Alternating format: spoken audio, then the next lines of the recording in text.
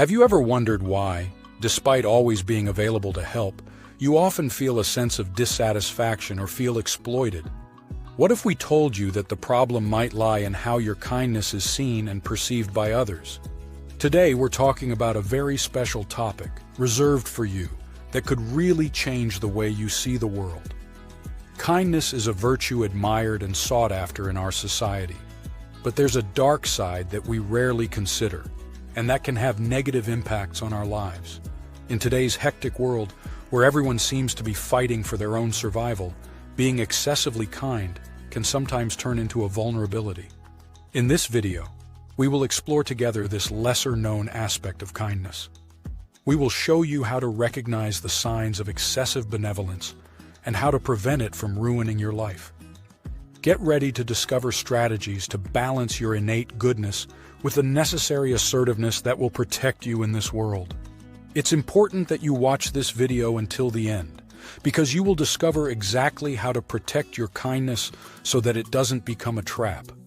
Before we start, make sure to subscribe to the Pearls of Wisdom channel so you don't miss our upcoming videos on personal and spiritual growth. Let's begin.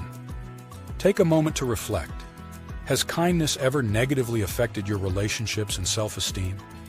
Have you ever been the Good Samaritan in a situation only to find that all the benefits went to not-so-kind people? Let's start with an uncomfortable truth. Kindness can turn into a trap. In today's world, kindness is often seen as an invaluable virtue, something that should be shown to everyone at all times. However, what is not often discussed is how excessive kindness can actually backfire on the person trying to be kind. That's why it's important to explore how, paradoxically, being too kind can actually become a trap. When you constantly put others first, neglecting your own needs, goals, and well-being, you can start to lose respect for yourself. This happens because, subconsciously, you send yourself the message that your own needs are not as important or worthy of attention as those of others. This can lead to a decrease in self-esteem and a sense of lesser self-fulfillment. It is crucial to be aware of all the signs indicating when your kindness might have become excessive. Some of these signs include feeling constantly exhausted or stressed because of commitments taken to help someone, having difficulty saying no, even when you know you should, or feeling exploited by those who seem to take advantage of your accommodating nature. Another important sign is when you notice that your happiness and well-being are compromised. The way someone perceives your excessive kindness can play a crucial role. Although it might seem that being super available and always ready to help will lead to more respect and admiration, often the reality is different. The opposite effect can occur. People can start to see you as someone who can be easily exploited or manipulated. In some cases, they might even lose respect for you because you might appear as someone who doesn't have solid personal boundaries or who doesn't know how to protect their own interests. Excessive kindness has a double cost, an emotional cost, and sometimes even a physical one.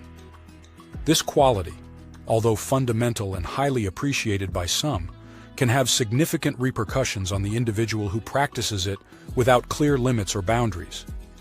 Kindness, especially when it is excessive and unbalanced, can lead to emotional and physical exhaustion. This phenomenon is well documented in numerous personal stories and academic studies that highlight how limitless kindness can be unsustainable in the long run. Courtesy requires empathy and compassion, qualities that involve significant emotional engagement.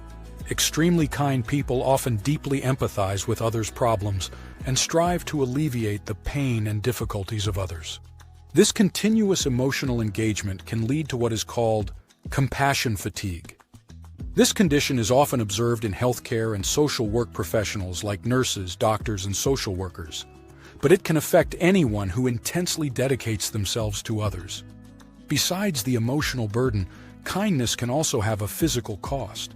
This manifests when people push beyond their physical limits to help others, sacrificing sleep, rest, and even their own health. For example, a person might skip meals or reduce their sleep hours to take care of a friend in trouble or to complete a task for a colleague. Numerous scientific studies have also explored the consequences of excessive kindness. One example is a study on burnout among nonprofit workers, where high levels of emotional engagement without adequate coping strategies can lead to exhaustion and cynicism, reducing effectiveness and job satisfaction.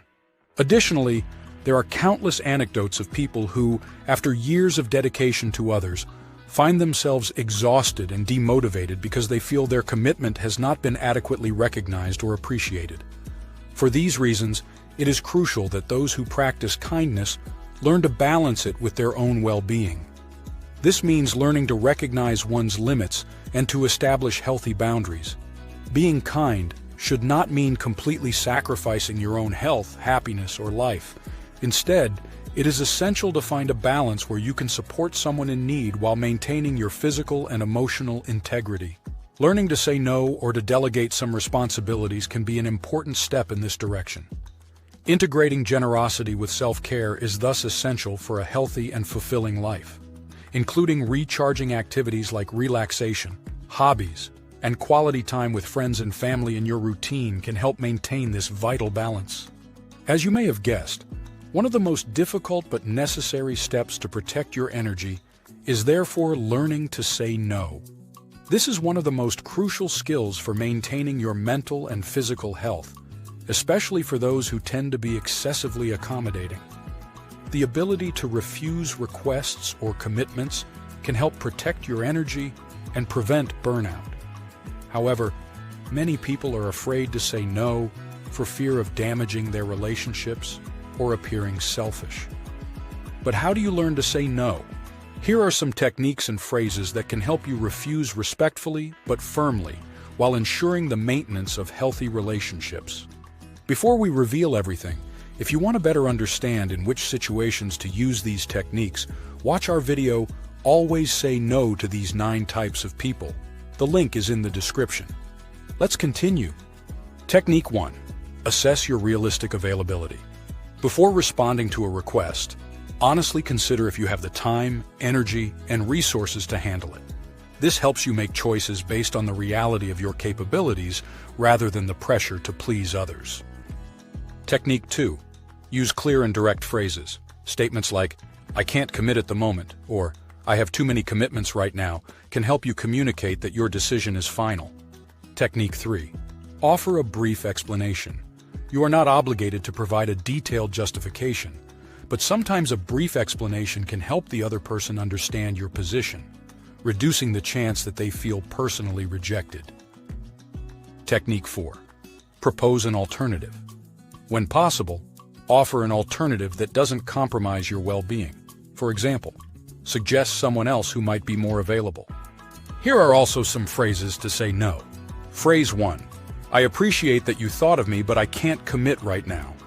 This phrase shows gratitude for being considered but makes it clear that you can't take on more responsibilities. Phrase 2. I'd love to help, but I have too many commitments at the moment. Clearly communicating that you are already overloaded can help the other person understand that your refusal is a matter of limited capacity, not willingness. Phrase 3. I'm not the right person for this. Maybe someone else could help. Directing the other person to someone who might be more suitable or available demonstrates your willingness to support while saying no. Phrase 4. I need to focus on my priorities right now, so I have to decline. This response emphasizes the importance of your personal priorities and that your time and resources are limited. Phrase 5. Thanks for the offer, but I won't participate. A simple and direct response that is useful for declining invitations to events or meetings without going into details. These were the techniques and phrases you can use to say no kindly to others. To watch our video, Always Say No to These 9 Types of People, click now on the top right of the screen. And have you ever played the role of the Good Samaritan? Have you ever been disappointed by your kindness? Share your experience in the comments. Remember that being kind is a wonderful quality, but it's essential that it doesn't become a weakness. Today we discovered how you can protect yourself and ensure that your kindness is sustainable and beneficial. If this video was helpful, give us your precious like, share it with your friends, and subscribe to the Pearls of Wisdom channel. See you in the next video.